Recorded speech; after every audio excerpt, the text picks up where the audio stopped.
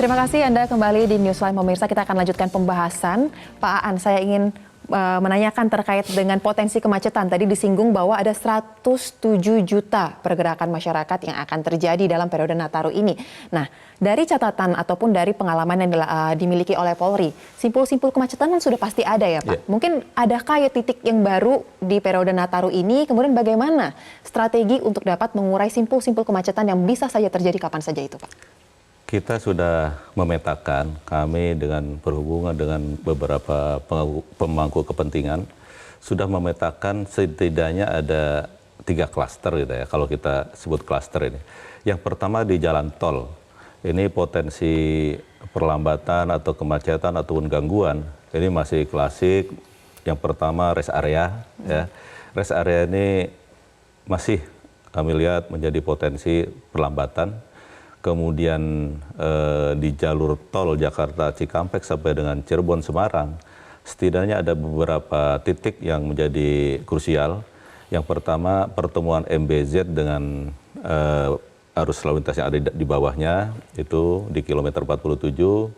Kemudian ada bottleneck di kilometer 87, ya, dari 3 lajur menjadi 2 lajur. Baik. Kemudian ini yang baru, ya, kemudian ada di pertemuan Cisumdawu, karena tol Cisumdawu ini sudah dioperasionalkan penuh, ya, kemungkinan animo masyarakat untuk Bandung terutama yang akan ke Jawa itu bisa melalui Cisumdawu. Itu di pertemuan di kilometer 152 ini menjadi krusial. Namun itu sudah kita siapkan untuk beberapa alternatif untuk pengelolaan arus lalu lintas di sana.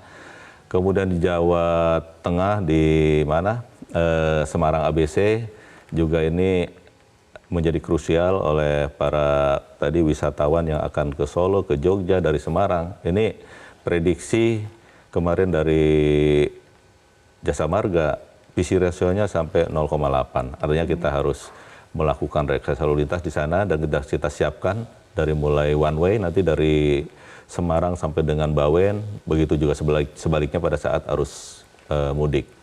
Kemudian di jalur arteri dan jalur wisata, ini juga sudah kita petakan ya beberapa potensi kemacetan. Di jalur arteri ini masih ada pasar, pasti kegiatan masyarakat. Sekarang kampanye mungkin bisa beririsan dengan jalur mudik. Kemudian lintasan sebidang, ini menjadi titik kemacetan nantinya sudah kita kelola juga. Kita sudah siapkan beberapa rekayasa lalu lintas yang akan dilakukan di sana.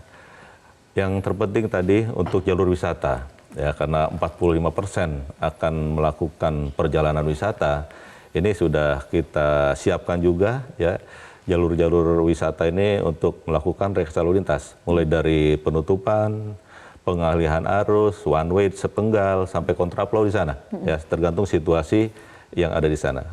Wisata ini mungkin kami menghimbau kepada para pengelola wisata, terutama yang tradisional, ini agar menyiapkan kantong-kantong parkir yang memadai. Dari masyarakat sekitar juga silakan untuk menyiapkan kantong-kantong parkir, sehingga tidak parkir di pinggir jalan. Ini berakibat pada kemacetan. Terakhir, jalur yang akan masuk ke penyeberangan, masuk ke Pak Hendro, kita juga sudah siapkan beberapa alternatif rekayasa lalu lintas sampai dengan strategi delaying system untuk mengatur kendaraan yang masuk ke area dermaga, baik itu di Merak, Bakauni, maupun di Ketapang, Gilimanuk. Baik. Itu kira-kira 3 klaster yang mungkin akan jadi potensi kemacetan pada libur Natal tahun baru ini. Baik, apakah dalam operasi lini ini Polri menyiapkan command center Pak untuk melakukan pemantauan menyeluruh? Betul, kita jadi di kilometer 29, kita ada command center untuk pelaksanaan operasi ini. Ini sudah terintegrasi dengan teman-teman dari SDP, dari pengelola jalan tol, kemudian CCTV yang ada di arteri, kemudian beberapa aplikasi yang bisa memantau kepadatan arus lalu lintas dari traffic counting yang ada di Jasa Marga maupun dari Kementerian Perhubungan. Ini sudah terintegrasi di sana, sehingga kita bisa tahu pergerakan masyarakat, titik-titik mana saja yang pada saat itu real time ada kepadatan. Jadi kita langsung eksekusi untuk mengurai kemacetan di sana. Baik, cepat ya Pak, karena Ya, sudah terpantau. sudah. Lalu Pak Hendro, tadi kan sudah dijelaskan ada skema lalu pengelolaan lalu lintas, itu berbicara mengenai kemacetan. Tapi di sisi selain kemacetan, ada potensi laka lantas juga. Secara garis besar mungkin bisa disampaikan, bagaimana strategi dari perhubungan darat untuk memastikan pelaksanaan dari operasi lilin ini dan juga periode Nataru ini berjalan lancar, aman, dan sesuai dengan target. Oke. Tadi udah dijelaskan Srijar ya Pak Kakor. Jadi 45% tadi kan wisata. Jadi titik yang perlu saya sampaikan adalah yang pertama penyeberangan Ketapang Gilimanuk Ke Bali. ke Bali. Itu potensi untuk kemacetan tinggi karena orang berwisata. Maka strategi yang sudah saya siapkan di Ketapang Gilimanuk yang pertama adalah mengoperasionalkan pelabuhan Jangkar. Pelabuhan. Jangkar di Situbondo. Jadi angkutan-angkutan logistik itu lewat Jangkar, nanti dia akan ke Lembar di Lombok. Untuk Ketapang itu untuk angkutan-angkutan penumpang itu di Ketapang, dan itu juga kami sudah koordinasi dengan ASDP menambah buffer zone atau untuk bisa untuk dermaga itu di Bulusan. Di Bulusan itu satu hamparan dengan pelabuhan existing sekarang itu satu.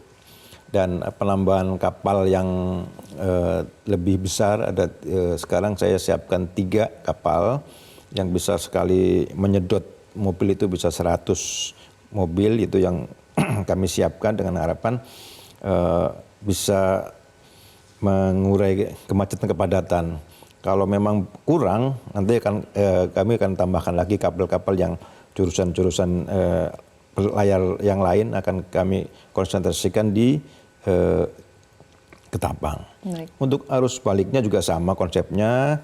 Di Gilimanuk juga kami siapkan 2 buffer zone, yaitu di terminal Gilimanuk, bekas terminal, dan di Cekik itu ada lahan untuk yang selama ini dipakai untuk timbangan kendaraan itu akan kita siapkan buffer zone di situ. Jadi tidak semuanya ngumpul di itu. Dan untuk Merak konsepnya sama dengan Lebaran kemarin.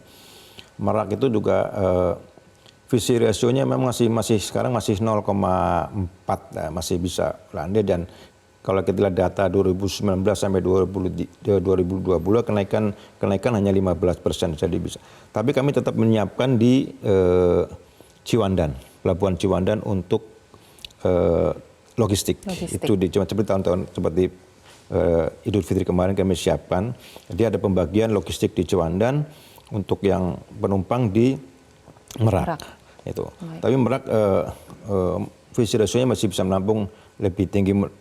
Kalau 2 konsep ini dijalankan dan buffer zone atau sistem delaying sistemnya dijalankan dengan baik di rest area di jalan tol yang mengarah ke Merak, saya yakin semuanya akan berjalan dengan baik, dengan lancar. Itu karena semuanya sudah kita siapkan sama dengan sistem yang kemarin Idul Fitri. Baik, jadi sudah diantisipasi sejak awal ya Pak, dan sudah. paling penting tadi koordinasi, kolaborasi antar para stakeholder. Itu yang penting kuncinya. Baik, kita akan lanjutkan pembahasan Pak, tapi kita harus jeda terlebih dahulu. Tetaplah bersama kami pemirsa di Newsline Metro TV.